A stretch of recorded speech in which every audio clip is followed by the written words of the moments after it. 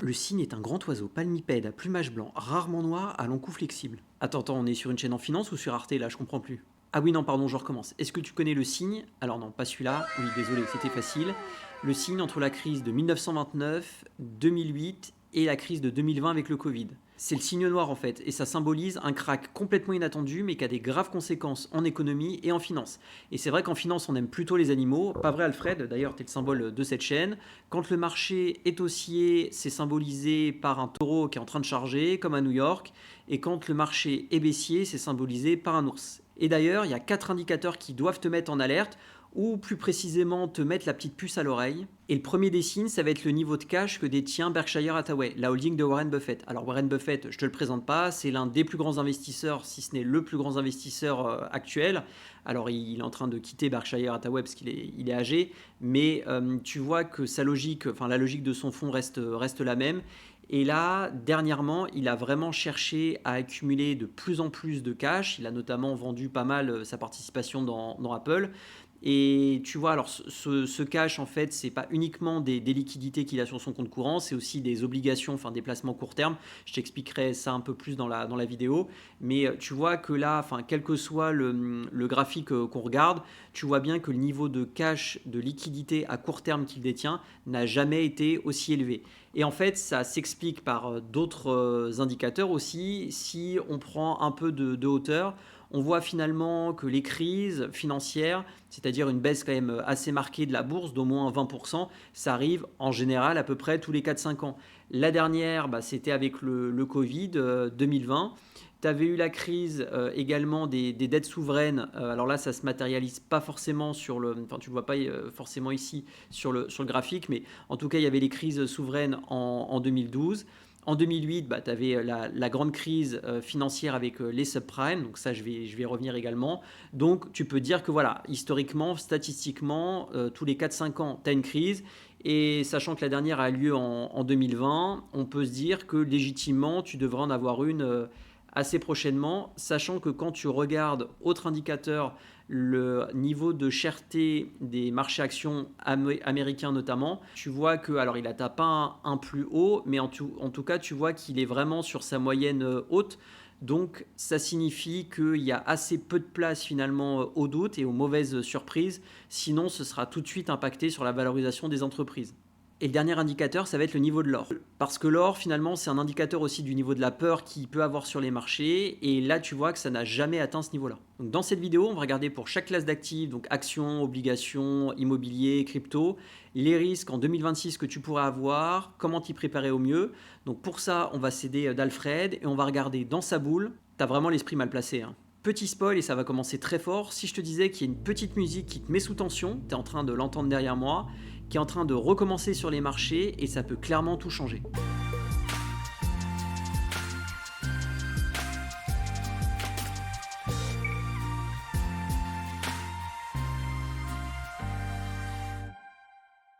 Salut, c'est Gabriel. Alors petit rappel, comme d'habitude, je ne suis pas conseiller financier, Alfred non plus, donc tout ce que je vais te dire dans cette vidéo, c'est pas un conseil en investissement, et on n'a pas non plus de boule magique, on va juste céder du groin magique d'Alfred, et on va voir ce qu'il nous dit. Et cette petite musique qu'on entend, c'est l'immobilier aux États-Unis, comme la crise de 2008.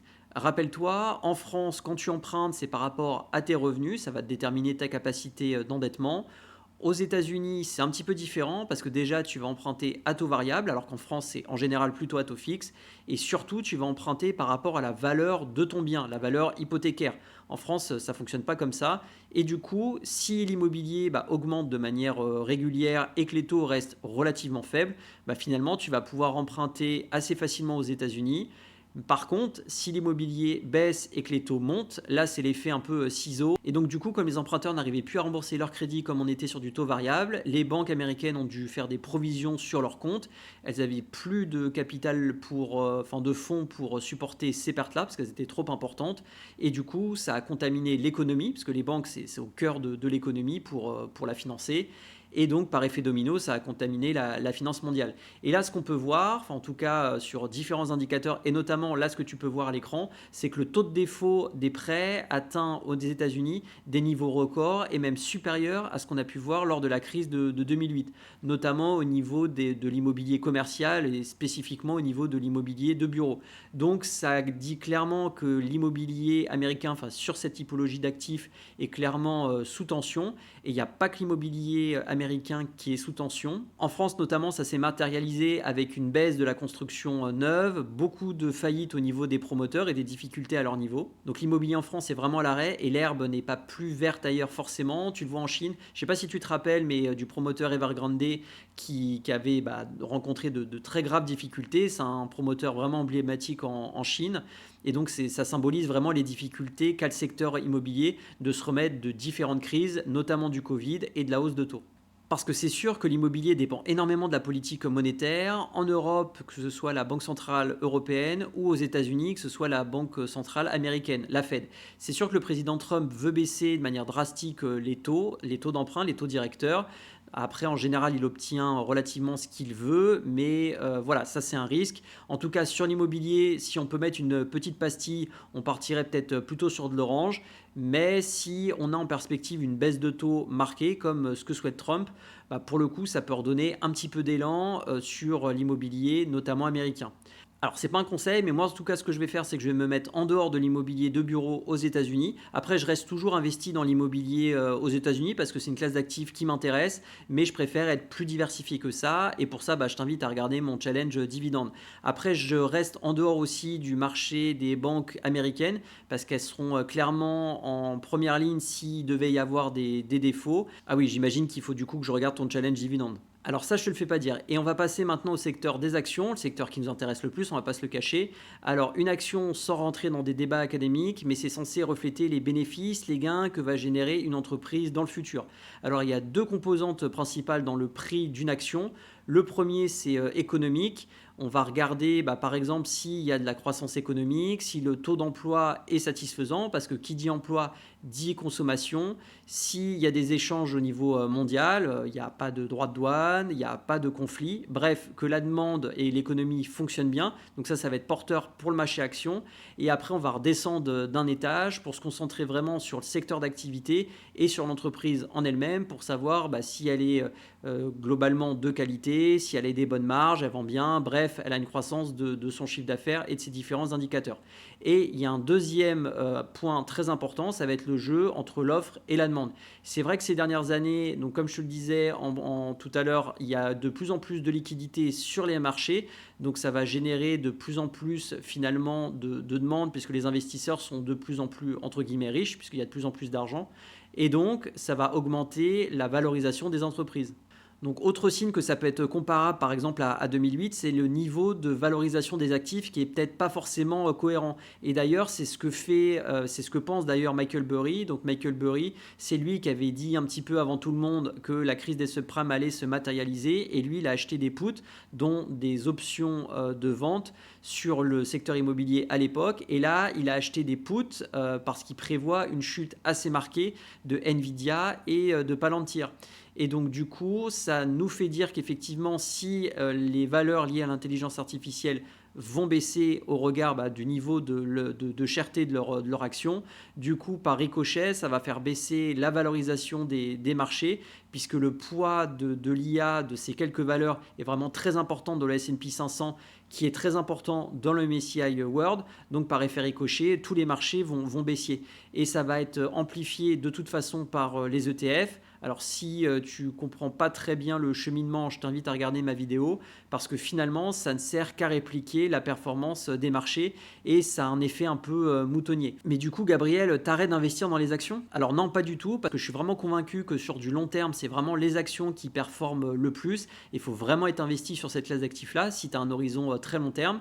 Après, je réfléchis à adopter, à modifier un tout petit peu ma stratégie et investir de manière peut-être un petit peu plus prudente. En tout cas, d'avoir un petit peu plus de trésorerie. C'est-à-dire, par exemple, au lieu d'investir 100 euros, tu te gardes 10-15% de liquidité au cas où il y a un crack. Comme ça, s'il y a un crack, je dirais, tu es plutôt content parce que tu pourras investir avec les liquidités que tu as accumulées. Parce que Alan Greenspan, donc c'était le président de la Fed bien avant Powell, qui avait dit en 96, donc avant, quelques années avant la crise Internet, 4 ans avant pour être précis, qu'il y avait une exubérance irrationnelle sur les marchés financiers. Il avait fait un discours assez célèbre. Il avait raison, mais il avait raison 4 ans trop tôt. Et finalement, sur les marchés, quand tu as raison trop tôt, c'est que tu as tort aujourd'hui. Donc c'est pour ça que moi, je vais adapter, je pense, ma manière d'investir sur les marchés. Et finalement, quand on réfléchit, je pense que c'est un peu le meilleur des deux mondes, parce qu'un crack, il y en aura forcément un. Alors après, j'ai demandé à Alfred, mais il a été incapable de me dire précisément la date. Bon, on ne veut pas lui en vouloir, c'est un cochon. Mais ce qui est certain, c'est qu'il y en aura un, et il faudra être prêt. Après, ce crack peut intervenir dans 5 ans, dans 10 ans, on n'en sait rien. Donc c'est sûr que toi, si tu as peur de ça et que tu n'investis pas, bah, tu vas passer à côté de la hausse pendant ces 5 ou 10 ans, et c'est quand même dommage. Donc c'est pour ça que moi, je vais investir toujours sur les marchés actions, mais je vais me conserver une petite poche de trésorerie au cas où. Et d'ailleurs, ça m'intéresse, dis-moi en commentaire si toi t'investis par exemple tous les mois ou si justement tu te conserves un petit peu de trésorerie. Là, je t'ai ressorti un article au Québec, parce qu'au Québec, ils n'ont pas que du sirop d'érable, ils ont aussi des bonnes idées. Et ils parlaient de la poudre sèche. Alors, c'était un principe qui avait été dit pendant la crise, enfin notamment pendant la crise de 2008 également. Et c'est tout simplement l'idée de se conserver des liquidités, donc de la poudre sèche, parce que quand les marchés baisseront de manière importante, et ben justement, tu auras des liquidités pour investir et pour en profiter. Donc si on devait résumer les actions sur du très long terme, je suis forcément positif, donc je mettrais du vert. Après actuellement, sur du court terme, je mettrais du orange-rouge au regard des valorisations. En tout cas, je te conseille d'être vraiment sélectif dans ta stratégie, que ce soit ETF ou action directe, et en tout cas d'adopter une stratégie, pourquoi pas avec un petit peu de cash, au cas où. Donc maintenant, on va parler des cryptos. Pour moi, il y a 3 risques sur les cryptos. Le premier, ça va être le risque d'une faillite au niveau d'un gros acteur comme par exemple FTX. Après, ce risque-là existe quand même moins parce que le secteur, je dirais, c'est quand même réglementé. Tu as une réglementation européenne qui est en train de se mettre en place. On voit qu'il y a un objectif et un souhait de la part des acteurs d'avoir de plus en plus de transparence. Et il y a beaucoup d'acteurs des fonds de pension, des sociétés de gestion qui incluent notamment le Bitcoin dans leur classe d'actifs avec des ETF. Et donc ça permet, je dirais, je pense en tout cas, de limiter ce risque-là qui n'est pas inexistant, mais en tout cas qui est bien moindre par rapport aux années précédentes. Le deuxième risque, ça va être au niveau des petites cryptos que tu peux avoir. Après, c'est un impact, je pense, négatif par rapport au Bitcoin parce que c'est vraiment lui qui va dicter le marché. Donc ça, pareil, pour moi, c'est un risque qui est plutôt en vert. Le plus grand risque, en fait, sur les cryptos, c'est la corrélation entre le Bitcoin et le Nasdaq, sachant que le Bitcoin, ça pilote finalement la valorisation des autres cryptos.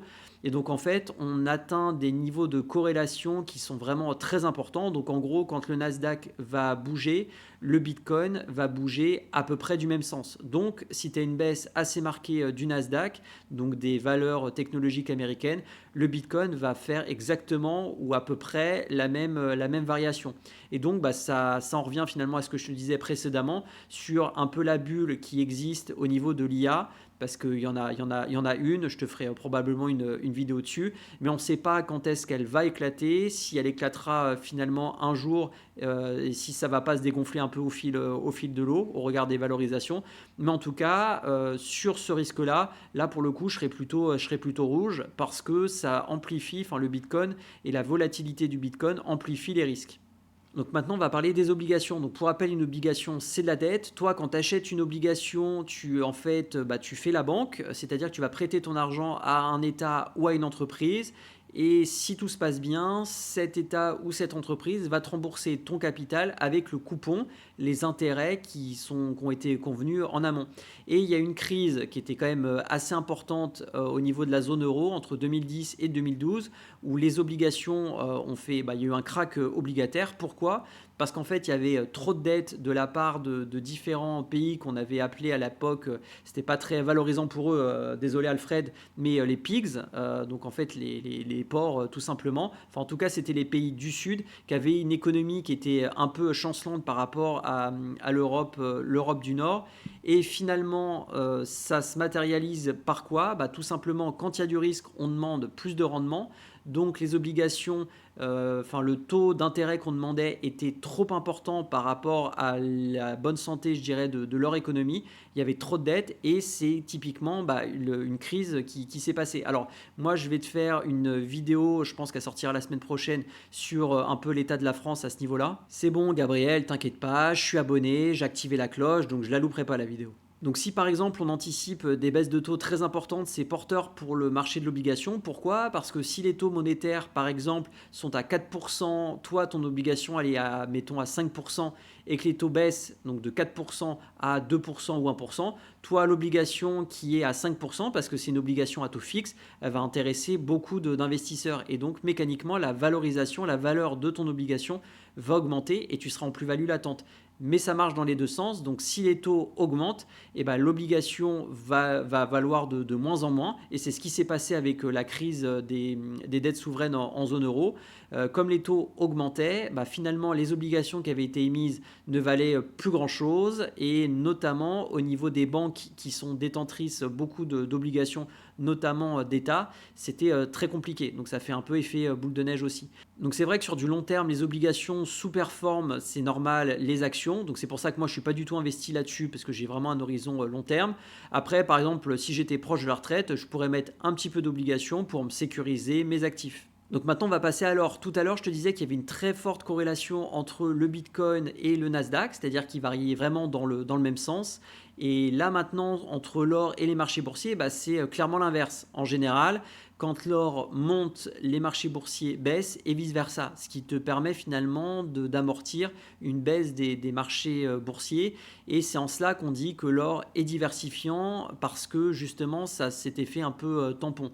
Mais c'est vrai que ça se voit de moins en moins. Enfin, en tout cas, l'or atteint des niveaux vraiment stratosphériques, et un peu comme je te l'ai montré tout à l'heure, sachant que les marchés actions augmentent aussi. Mais tout ça se rejoint parce qu'il y a énormément de liquidités sur les marchés. Mais en tout cas, ça signifie aussi que les investisseurs ne savent plus trop vers quoi se tourner. Ils ont relativement peur. Enfin, en tout cas, l'or, c'est clairement un indicateur du niveau de la peur sur les marchés. Donc, si tu as une baisse marquée du niveau de l'or, ça va se répercuter sur les autres métaux précieux. Mais ça a un impact relativement mesuré sur le marché action parce que justement, historiquement, en tout cas, l'or et la bourse sont assez peu corrélés. Donc, à titre de diversification, moi, je pourrais mettre entre 5 et 10%, mais sachant que l'or, ça ne rapporte rien, enfin, tu n'as pas de dividendes. Finalement, tu ne joues que, entre guillemets, la spéculation, enfin, la hausse de l'or ou une diversification. Moi, je ne souhaite pas être sur cette classe d'actifs-là, donc je ne vais pas me positionner là-dessus. Alors après, tu te rappelles de celui-là. Alors je ne vais pas dire le nom parce que YouTube va vraiment croire que je suis en train de faire un reportage animalier. Donc le risque, c'est que tu as des événements effectivement complètement imprévisibles qui peuvent arriver. Mais ça, c'est le risque et c'est le principe de la bourse. On parlait il y a quelques temps, je ne sais pas si tu t'en rappelles, mais de la dette étudiante aux États-Unis qui est un risque qui était présenté comme majeur. Là, c'est vrai qu'on en parle un petit peu moins, mais en tout cas, ce risque existe toujours. Tu as bien sûr les risques d'un conflit armé qu'on impacte, comme ce qu'il y a pu avoir en Europe entre l'Ukraine et la Russie. Tu as également le risque d'un embrasement de la guerre commerciale entre la Chine et les États-Unis. D'ailleurs, je t'ai fait une vidéo là-dessus. Donc mon conseil, bien sûr, c'est toujours investir sur du long terme. C'est un peu la logique de cette chaîne, de t'aider à investir. Et il faut vraiment que tu prennes tes finances en main, mais d'investir peut-être de manière un peu plus prudente ou en tout cas d'adapter par rapport au climat actuel. Donc c'est vrai que moi, comme je te l'ai dit, je vais adapter un petit peu ma manière d'investir. Ça m'intéresse que tu me dises en commentaire comment toi tu comptes investir en 2026. Après, le risque, c'est qu'effectivement, le crack ou en tout cas la baisse marquée des actions intervienne dans 2 ans, 3 ans, 4 ans ou même 10 ans. Et donc forcément, tu vas louper cette période de baisse-là. Donc c'est pour ça que moi, ce que je vais faire, c'est que je vais continuer à investir, mais de manière peut-être un petit peu moins marquée pour justement avoir de la poudre sèche. Voilà, c'est déjà fini pour cette vidéo. Un grand merci à toi de l'avoir regardé jusqu'au bout. Il y a d'autres vidéos qui s'affichent juste à ta gauche. Ce serait dommage pour tes investissements de s'en passer. Et n'oublie pas, fais décoller ton épargne et fais-moi grossir ce petit cochon. Allez, bonne semaine, salut!